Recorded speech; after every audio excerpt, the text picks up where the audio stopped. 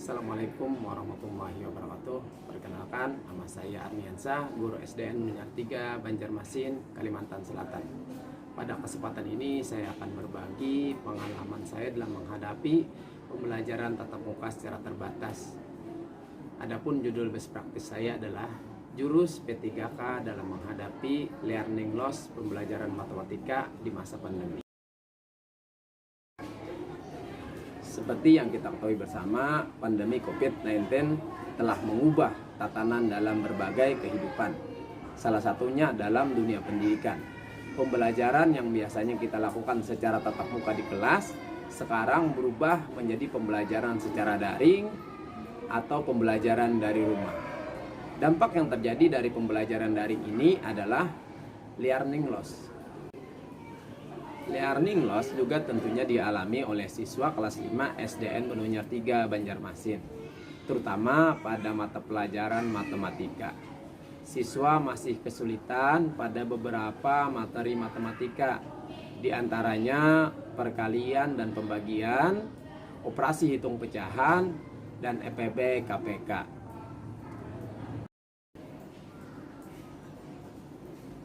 Kesulitan siswa dalam menguasai materi ini disebabkan oleh berbagai hal.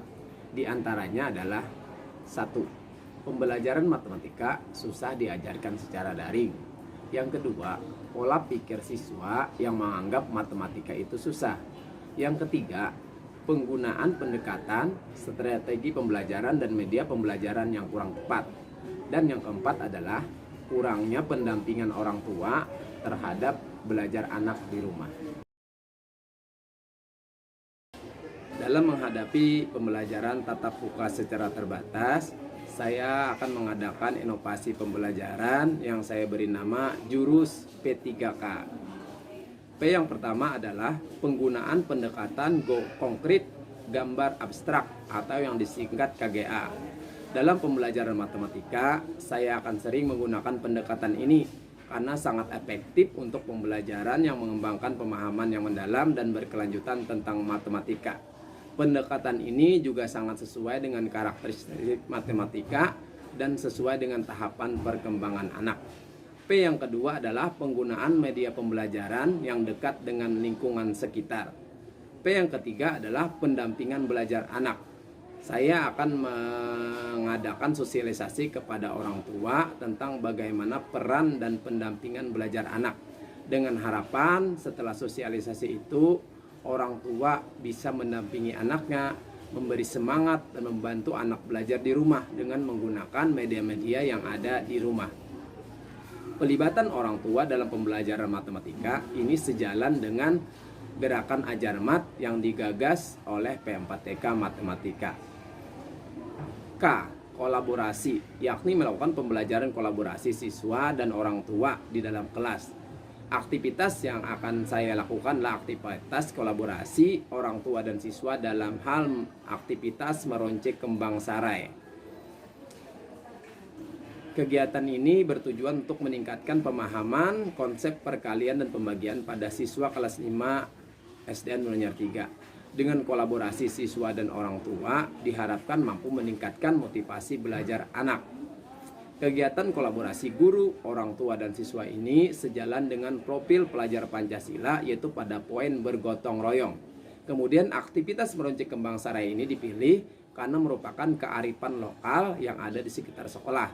Karena sekitar 70% orang tua siswa mempunyai profesi sebagai peroncek kembang. Dan bahan-bahan untuk meroncek itu bisa digunakan sebagai media pembelajaran untuk menjelaskan konsep perkalian dan pembagian. Aktivitas meroncek kembang sarai ini sejalan juga dengan prinsip pengembangan proyek penguatan profil pelajar Pancasila dan budaya kerja, yakni pada aspek kontekstual.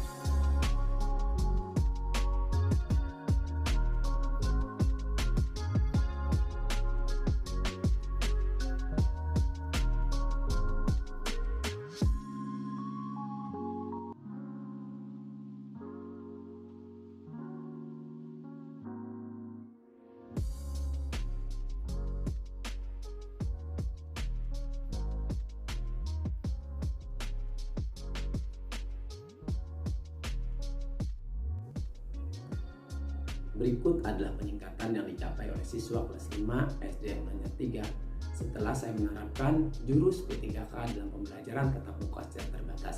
Yang pertama, adanya peningkatan motivasi belajar anak dalam belajar matematika. Peningkatan motivasi ini karena guru menggunakan media pembelajaran dan menggunakan pembelajaran secara berkolaborasi antara siswa dan orang tua.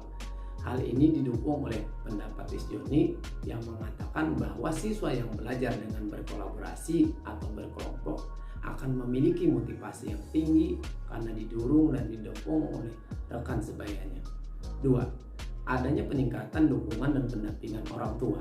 Hal ini bisa dilihat dari angket yang diberikan, di mana pada angket yang pertama, tingkat partisipasi orang tua dalam mendampingi anak hanya sebesar 30%. Kemudian setelah adanya sosialisasi, tingkat partisipasi orang tua menjadi 90%.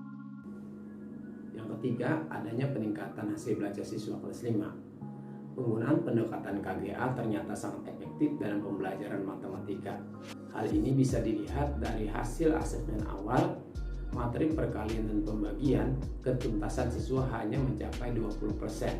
Dan meningkat pada hasil LKS pada saat pembelajaran kolaborasi menjadi 100% siswa mencapai ketuntasan.